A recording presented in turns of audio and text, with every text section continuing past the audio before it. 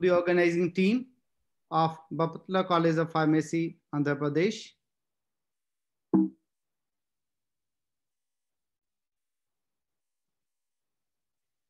So the today's objective are what is drug discovery process. You might have discussed the same in the first forenoon session. So we'll take a little bit of this, what is drug discovery process, highlighting the computer-aided design, followed by in silico ADME, and followed by the same with classification models. Then what are the commercial software available for this in silico ADME modeling, as well as we'll take some example how these model can be developed and utilized for in silico drug discovery process. As all of us know, the quest for new drug is a never ending process. We are always looking for the new drugs. Say in the current scenario, we are looking for the drugs for the COVID-19 treatment. Either it may be any doses form, but the viewpoint is that a new drug discovery should be a process where we are looking for. From where we are getting these new drugs. So in the recent study given by Dr. Newman published in Journal of Natural Products in 2020, just the preceding year, it has been found that natural products contribute a lot. If it is unaltered natural products, it assumes to be nearly 4%. 1% is the botanical products. If they are the derivatives, they contribute nearly 20%. They may be the synthetic or mimic the natural products around about 12%, and may use synthetic drug as a pharmacophore from the natural products around 3%. So all these comes out to be nearly 50%. So this natural products, they are mainly the viable source of new drugs for any pharmaceutical industry. So in the beginning, we were getting the drugs only from these natural origins. And the success of industry was based on a particular issue of the serendipity. So what is serendipity is? It is just an happy accident, as we know, that by chance we are getting a drug which is useful in vitro as well as in vivo models. So this serendipity in the years ranges from 1950 to 60 were utilized by the industry for screening well-known compounds or randomly tested any molecule, and they may be active in vivo models. When they have shown some activity in the in vivo models, these drug molecules were utilized by the public or the patients. A well-known example here is to be mentioned is the penicillin. The second example we might have seen for the anti-cancer formulations, the cisplatin and the vinblastine. Another one includes the digoxin and the insulin as well. So all these are the well-known examples which we got from this serendipity, and by chance these molecules will be discovered. But this happy accident cannot always happen. As we have seen that our scientists are working day and night from since last 1 year for getting the vaccination for COVID-19. So another approach came afterward, this serendipity, that there may be a receptor binding approach. We may have the molecule and the receptors having a well-known structure. The structure of our drug or the lead compound is identified, and they are going to see whether it fits or bind to that receptor or not. So by seeing into the non-receptor structure, by binding of the proposed lesion to that structure, we find that these molecules are of desired activity. And these lead molecules were further modified for getting this activity.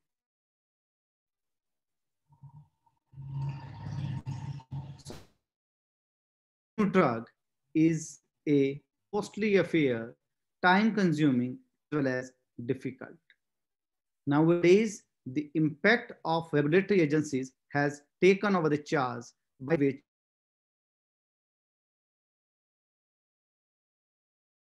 we process the very costly level.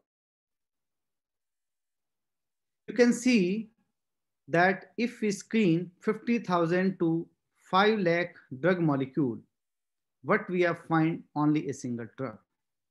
Because out of these compounds, we are just getting nearly 1,000 hits.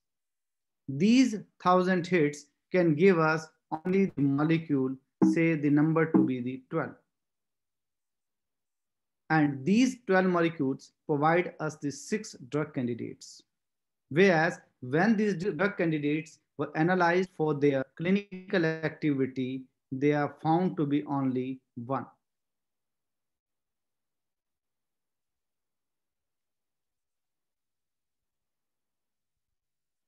So what we have seen that during this discovery phase and preclinical phase, including this clinical trial phase, that it may take around 12 years.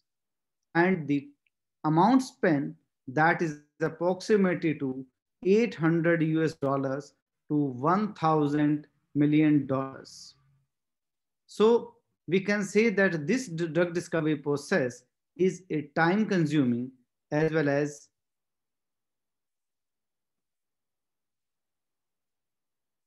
the costlier one.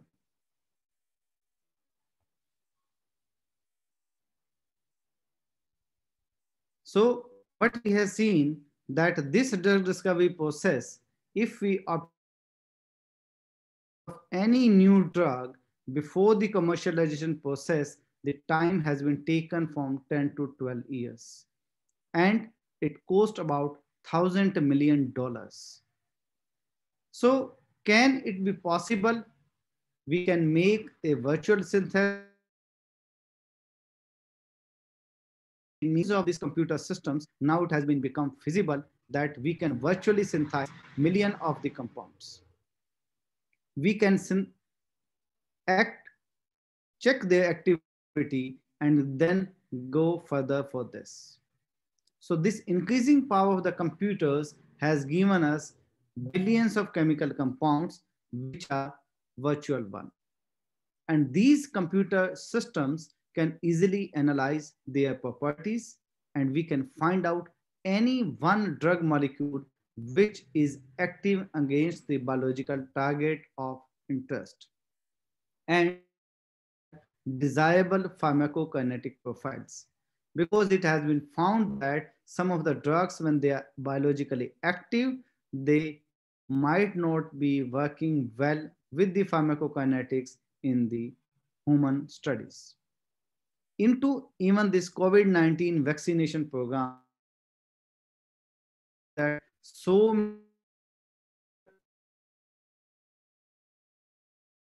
were synthesized, the activities were analyzed for this anti-cancer or this. So this CAD approach, which is named to be as computer-aided drug design, that basically involves the computer.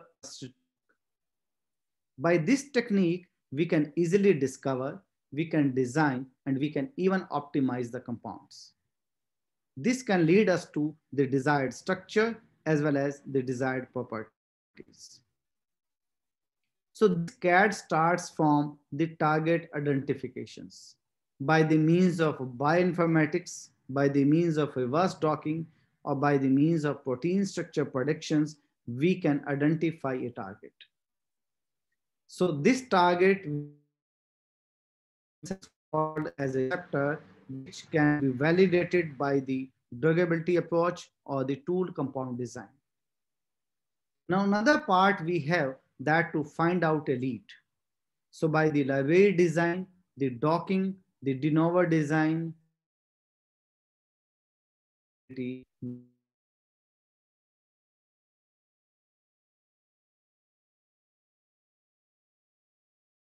different approaches QSAR, which is the as well the 3D QSAR, they can be used for this purpose for this computer aided drug design. So this even we can go for the structure based optimization. So when we have went for this lead optimization, we can further add the preclinical studies where we can go for the in silico absorption, distribution, metabolism, excretion, and toxicity prediction of the drug molecules. So we found that the lead compound we have selected here is an optimized one and active against the target. But somehow we have to check it whether in silico this chemical compound has these pharmacokinetic properties. Into this case, we can even take pharmacokinetic simulation models before handling any clinical trials. If we see into the reasons of the drug failure, the 39, that is approximately 40% contributes towards the pharmacokinetics. And 30% happens to be the lack of efficacy, that is the biological inactiveness. So if we join these two, approximately 70% reasons are the biological inactivity and the reason in that less of pharmacokinetics. In another cases, the 11% contributes towards the animal toxicity, 10% having the adverse effects in man, 5% are going to fail due to the commercial reasons, and 5% are some another reasons which cause the failure of drug to the commercialized. Here it's convenient to mention that what this pharmacokinetics is.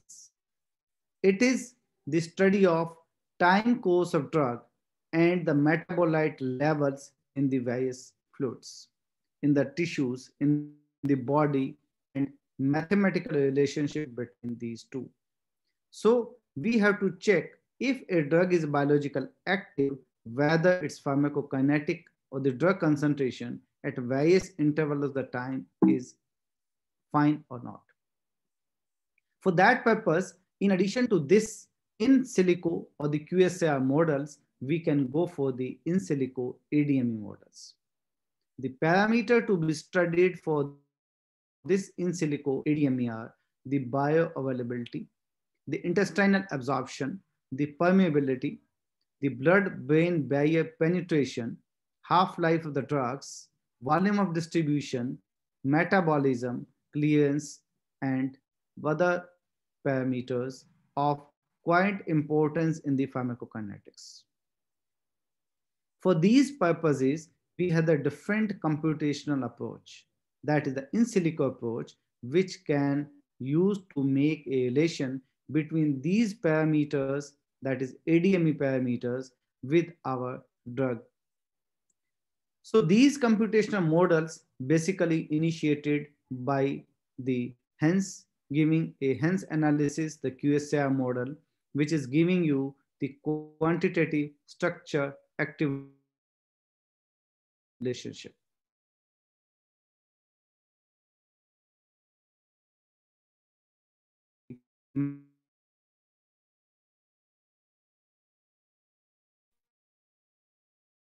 From selection of the lead compound going up to the pharmacokinetic, the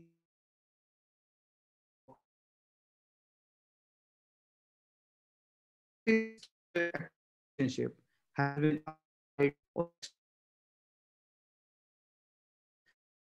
named as quantitative structure relationship.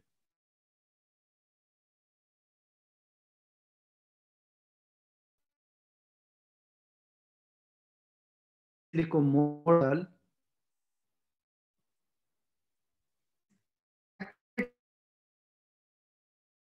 pharmacokinetics of any potential drug molecule in the human beings, while this structure exists only a virtual one. So by these in silico ADME models, we can classify a drug structure, or we can confirm what is the T half or the duration of action of a particular drug. So what are the classification models? We have easily went through in the forenoon session also, we had discussed what are the drug discovery process and what is QSAR. The quantitative structure activity relationship give you a equation by which we can get out what is the activity and what is the input of our structure, where the classification model has the advantage to say whether this compound is active or the inactive. Different techniques have been used in STAT, which includes the discriminant analysis. This analysis may be the linear one or the multiple one, and it can easily classify the models into two parts. Like we have the simple answer of the question, yes or no. Similar manner, this classification works and say whether it is yes or no. The decision trees or the classification trees or the random forest used presently by using the R program of the STAT can easily classify the models. The cluster analysis, KNN, factor and principal component analysis, pattern recognition, moving average analysis, SVM, the support vector machine. Another method includes the ensemble method, the neural network method, as well as embedded cluster modeling, stepwise discriminant analysis, soft independent modeling of class analogy, the SIMCA, LVQs, as well as GAs named as genetic algorithms. So these are the different techniques by which we can classify any compounds into any particular range. Because somehow some compounds may not be active and may not be inactive or may have the slight active component. So into that, it can classify into the different ranges. The scope of this lectures happens to be this demonstration of moving average analysis as well as decision tree with random forest analysis for the classification models. So these classification models simply named as to be CART. These were introduced in 1980s by Beeman et al. And they said that any data set, any compound set can be diversified into the construction of different decision trees.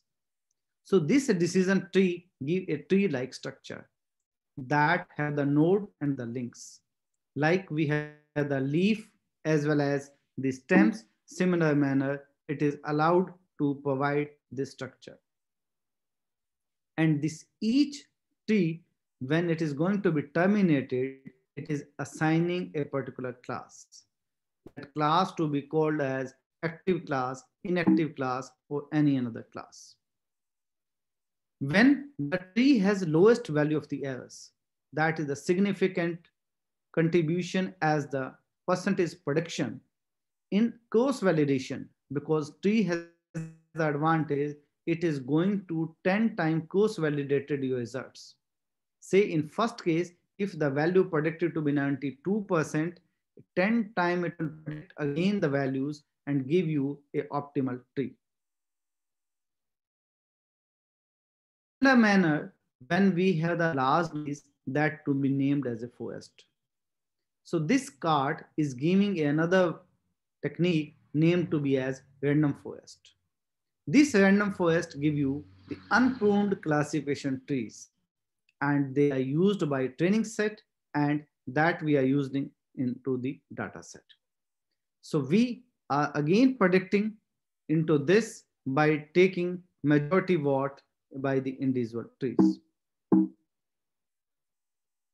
So another approach which we are going to discuss in detail, that is named to be as moving average analysis. This model has the maximization of moving average more than 65%. So if our range happens to be more than 65% of correct predictions, we will call as that particular category.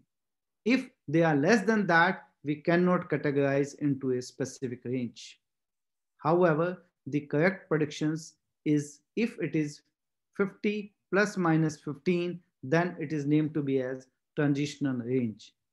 So we can see easily that if the range is between 35% to 65%, then it is the transitional one.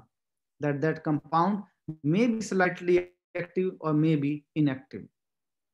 Whereas when the concentration is below 35% of a particular category of the compounds in a dataset, they are named to be as inactive range.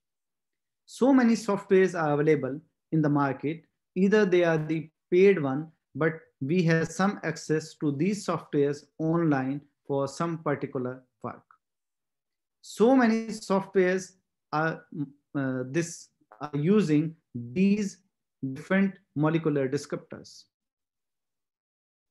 So the choice of a software having the different descriptors may lead to the different predictions.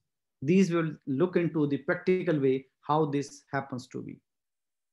So these commercial software includes the ACD, or named to be as ADME suite, given by the ACD Labs.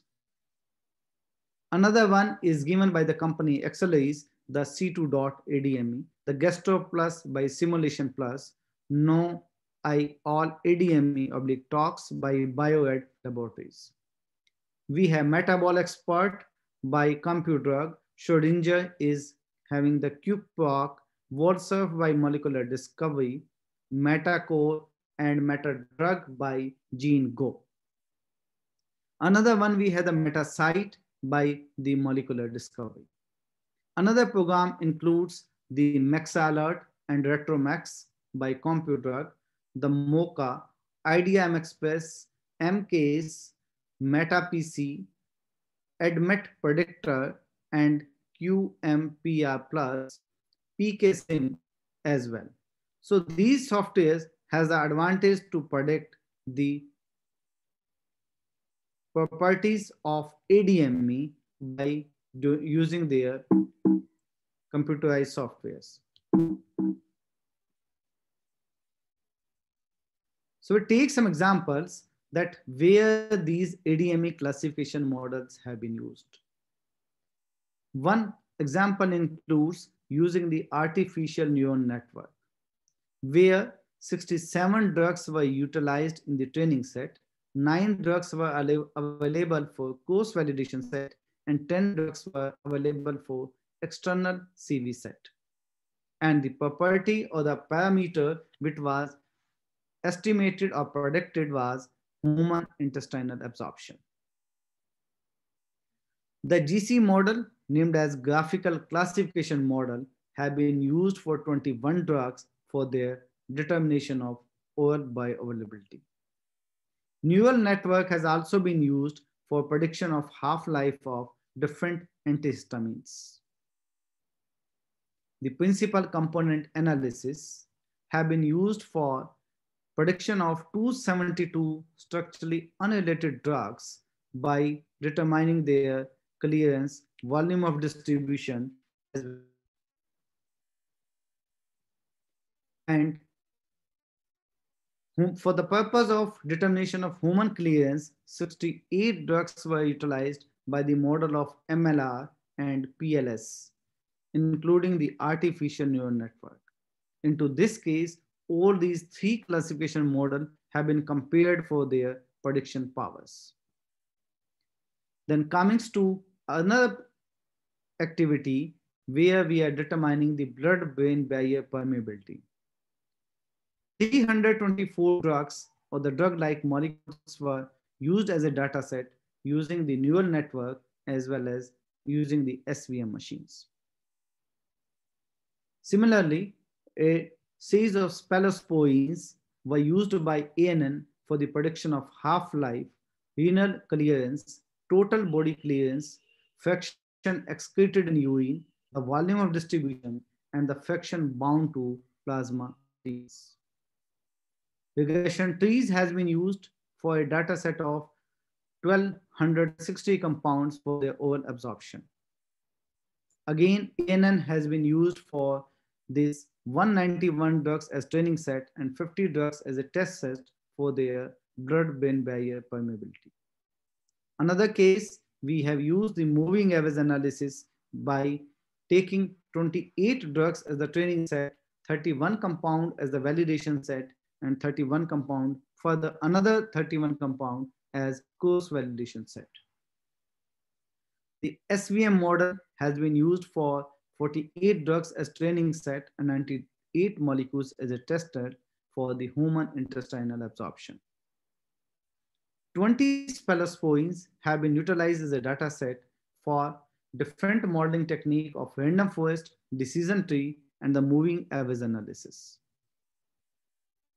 Another one, we have the 21 antihistamines for prediction of T max by this decision tree and moving average analysis. Drug distribution of 93 drugs was determined using PLS as well as ANN, the artificial neural network. The clearance is also determined by using different drugs by these methods. We take out some practical example how this classification works and how they predict of the different ones. First example we had taken is the prediction of permeability. And this permeability is through the blood-brain barrier. Here into this case, we had taken the 28 compounds. There were no structure similarity between these two compounds. Neither these 28 compounds were of any particular size. They were of the diverse size. They have the different in their structures, but they have the one property in common, that was the CNS permeation tendency. If any compound having lipophilicity and having the permeability, permeation tendency through CNSs, they were taken into this data set. And first step was taken as when the structure has been taken, they were computed for their index values. We have so many softwares which can easily compute the value of their index. Then when we have computed the value of the index, because this is a 2D QSAR model, we can analyze this data of the chemical values with that of developing our model. And this model includes by moving average analysis. So how this happens to be, we can see that we had taken an index named as Wiener Topochemical Index. You might have heard of the Wiener Index, the oldest index in the history of topological descriptor, which was conceptualized by Wiener. And this Wiener Topochemical Index is the topochemical version of the same index. Now, these 28 compounds having the CNS permeability tendency were examined by these index values. So it was found that any compound having the CNS permeability tendency having the index value of equal to or less than 910.056 will be the impermeable range. So in spite of giving any equation, these models are providing you the range. And this range is based on the some particular index value. So we have seen that into this model, the index value is coming out to be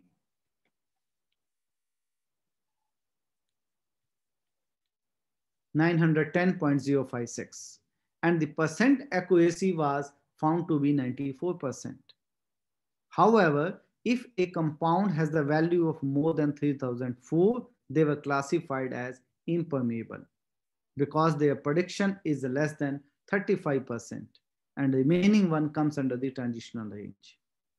This Wiener index was further normalized because we are getting the very high values we have seen in the impermeable range.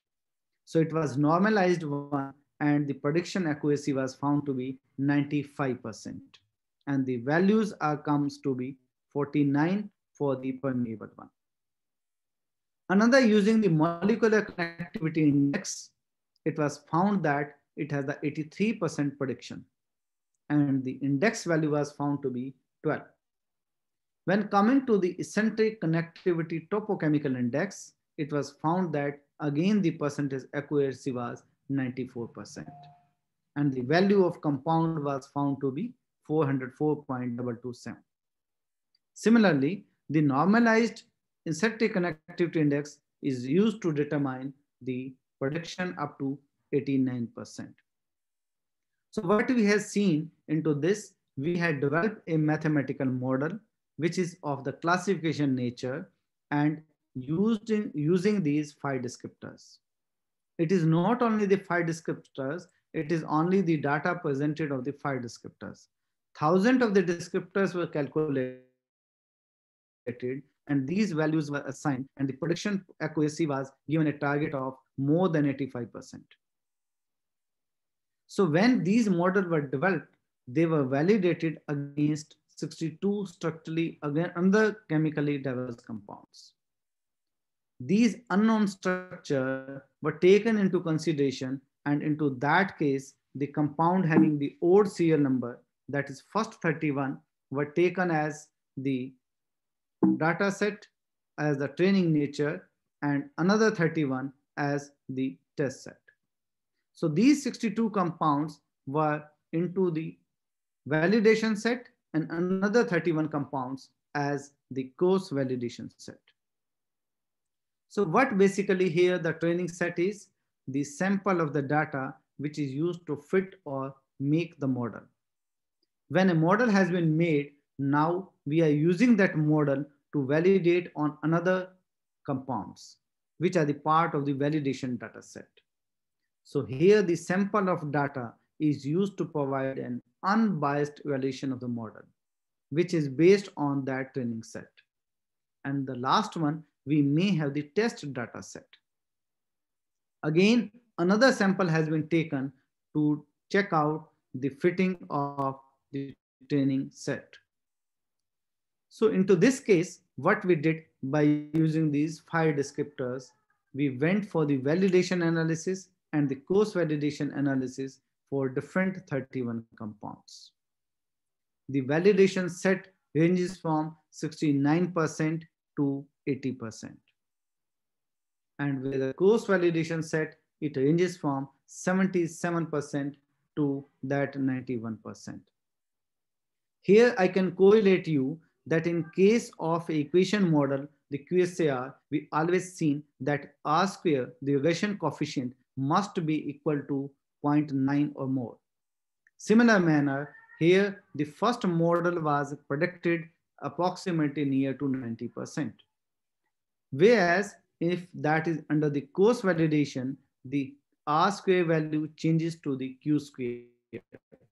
And the Q square value should be greater than 0.6.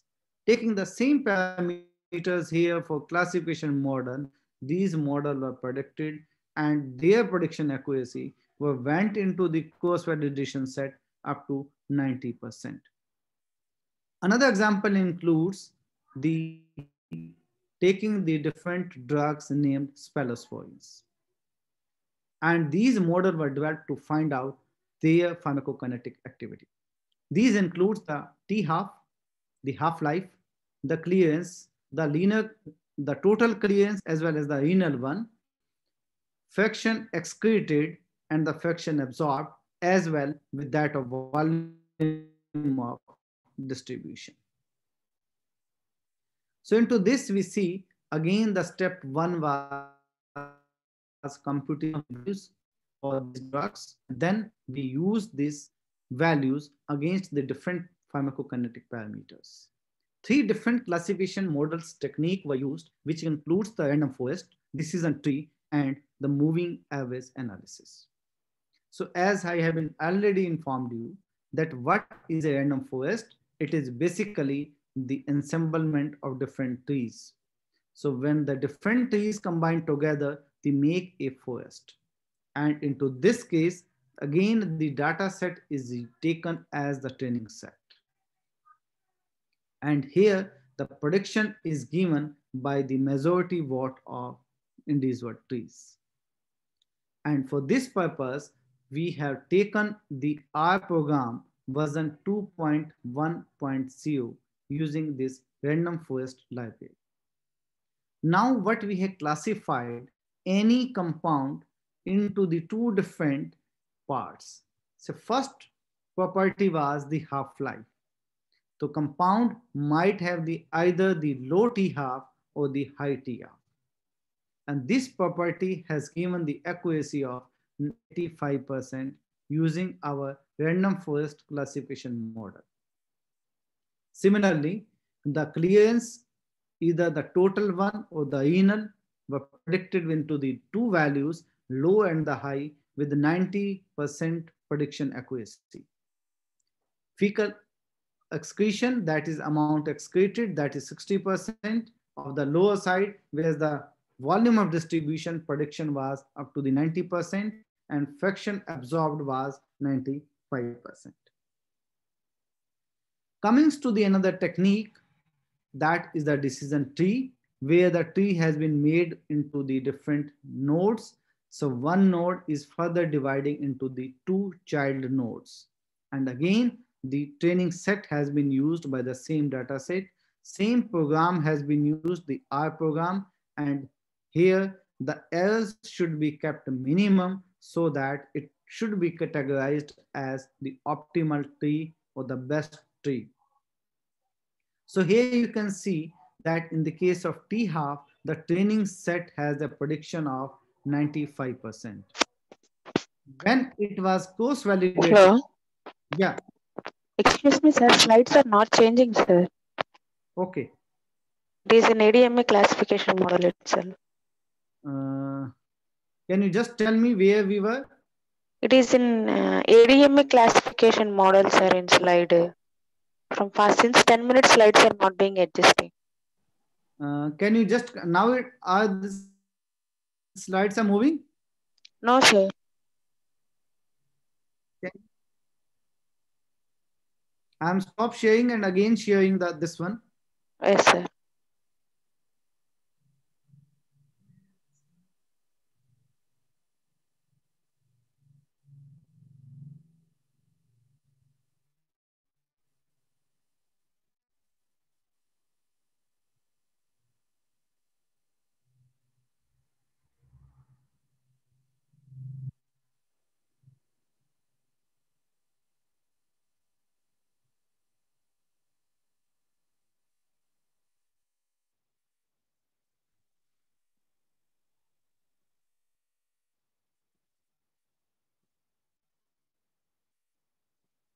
Can you just confirm me whether it's visible to you?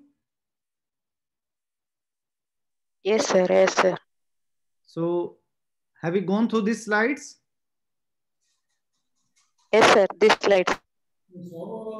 These are lower, sir. We discuss. Yes, Then sir. we have taken this example.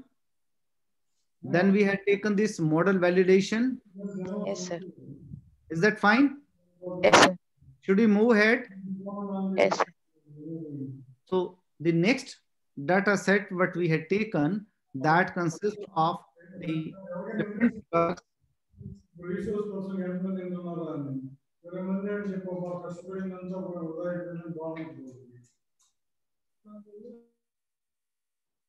The organizers are requested to mute the candidates. So we had another model that is using the different spalasphoins and using the different pharmacokinetic parameters. Here, one of you can just confirm me whether slides are moving or not. Is that fine? Yes, sir. Yes, sir. Moving, sir. So again, we had compute the different index values of these spalasphoins. These index values were further correlated using the different three techniques: random forest, decision tree, as well as the moving average analysis. So this random forest is basically an ensemble of unfound classification trees. And here what we had taken into consideration, that is the prediction vote of majority. And the program here is used is the R program, which having the version of 2.1.0. So here into our this case, this has given the advantage of prediction. So the prediction in most of the cases ranges from 90%, whereas only one case, when it is fraction excreted, its prediction was found to be 60%. So this random forest has divided every property or every pharmacokinetic parameter into the two ways, low and the half. So low value as the high values, and in case of say half-life, it was found to be the 85% prediction. Whereas in other cases, it is found to be 90% prediction. So when coming to the another method, that is the decision tree, where the point has been taken into consideration that every tree must have the minimum course fraction. So into this case, the t half has been predicted as a 95% into the training set. Whereas in the case of 10 times course validation, the prediction power happens to be 70. When it comes to the clearance, again, it is training set has a 95% and comes to be 75% and the 85% during course validation. This decision tree has the advantage here to find out the fraction excreted, because in the case of random forest, this prediction was 60%. But here in the case of decision tree as a training set, prediction was 90%. And the course validation has given the borderline case of 60%. When it comes to the volume of distribution and the fraction absorbed, 100% of the compounds were accurately predicted using this training set, and 85 to 90% during their course validation set. So this ADME classification model has provided this decision tree. You can see the total compounds are 20. So we have given them low value as the high value as A and the B. The first index, that is named as A1, named here the molecular connectivity topochemical index, that has classified these compounds. And 5 compounds were of nature B and 15 compounds of the nature A. Out of these 15 compounds, 2 compounds were wrongly predicted by this descriptor. When come to the second descriptor, that predicted all 12 compounds here as accurately predicted using the eccentric adjacency topochemical index. And whereas the 1 compound were classified into the another part, that is the B part, the high T half. You can see that using this decision tree of using a descriptor of eccentric connectivity topochemical index, we have found the magic into this index. Its accuracy and prediction is always the better one. So it has classified the values into the low CL and the high CL. And you can find that all 20 compounds were predicted by using the one range value of 1100. So they were classified as A, the low CL, if they have the value equal to or greater than 1100. If that is less than, they have the high ones. Same happens to the similar manner of the inner clears. Now comes to the decision tree of fraction excreted. 2 descriptor, again the eccentric adjacency as well as the eccentric connectivity were taken into consideration. And we have seen their prediction happens to be more than 90% in case of decision tree. Then volume of distribution prediction in the training set 100%, and that by one value of eccentric connectivity topochemical index. So you can see that total 20 compounds, where which low volume of distribution of 8 compounds and 12 compounds with high volume of distribution. And they were 100% predicted accurately. In a similar manner, we have the low fraction bound to plasma and high fraction bound to the plasma. And prediction is happens to be the 100% into 14 and the 6. Same data set has been used for the third activity or third technique that is named as moving average analysis. Here we had taken the A5 as the one descriptor, and it has given the value of low as the high. So you can see that accuracy here is again happens to be in the range of 90%, and only one case where fraction excreted is happen to be the 60%. So that into this classification model, one of a particular descriptor has given this prediction power. So another one, we can see that we again of the 90% using the another descriptor and third with the another descriptor. So here we can see the prediction of fraction excreted has been improved from 60 to 80%. So overall, the accuracy of this model was found to be more than 80%.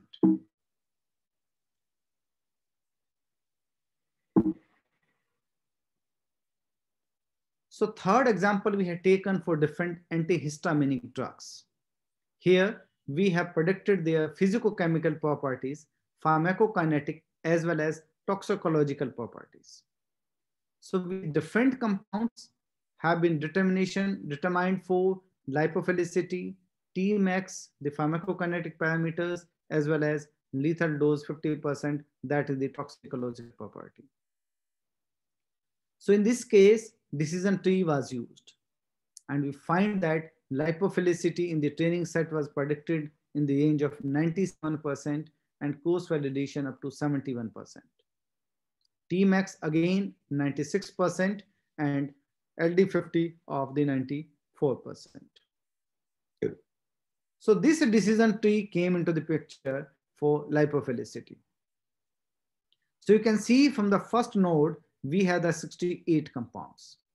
25 were having the low lipophilicity and 43 have the high lipophilicity. So the prediction ranges from the different descriptors.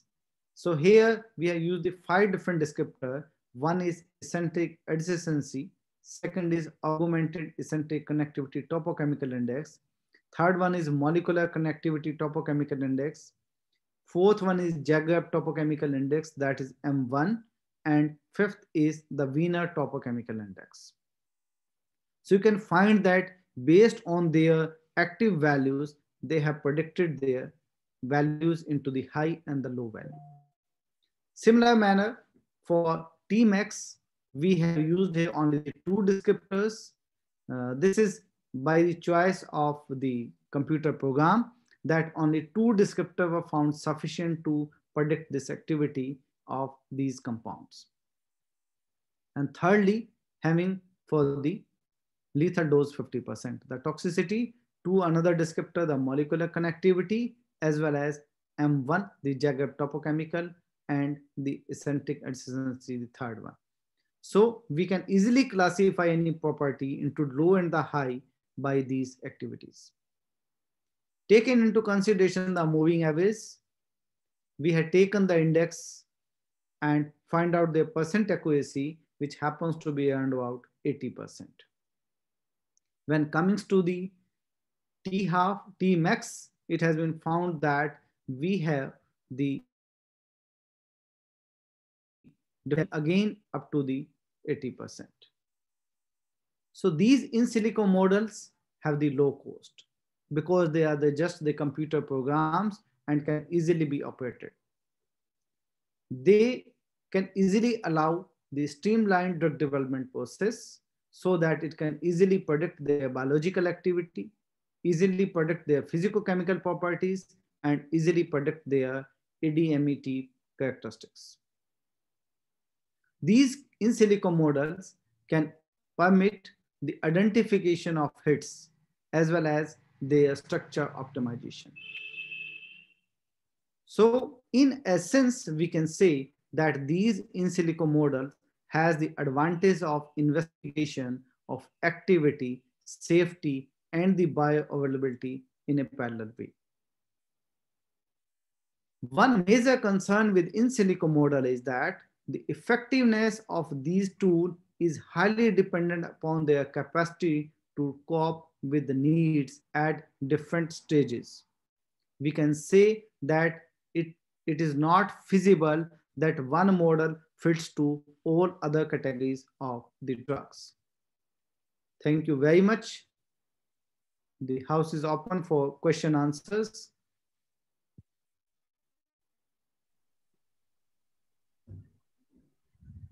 Thank you, sir. If the participants are having any questions, you can just raise your hand and I'll unmute them.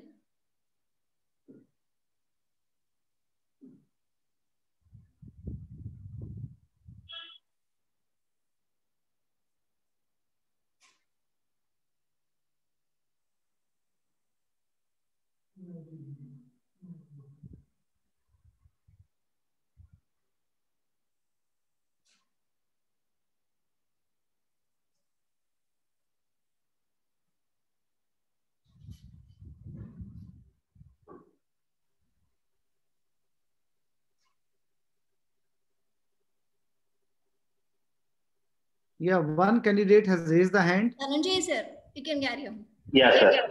Sir, good afternoon, sir. I am Dhananjay from Padmavati School of Pharmacy, Tirupati. Yeah. Sir, can you take an example and show us how the software will give all the values of pharmacokinetic parameters by using a software? Yeah. In this case, what we have exemplified using random forest, decision tree, and this moving average, that is our inbuilt house softwares we have made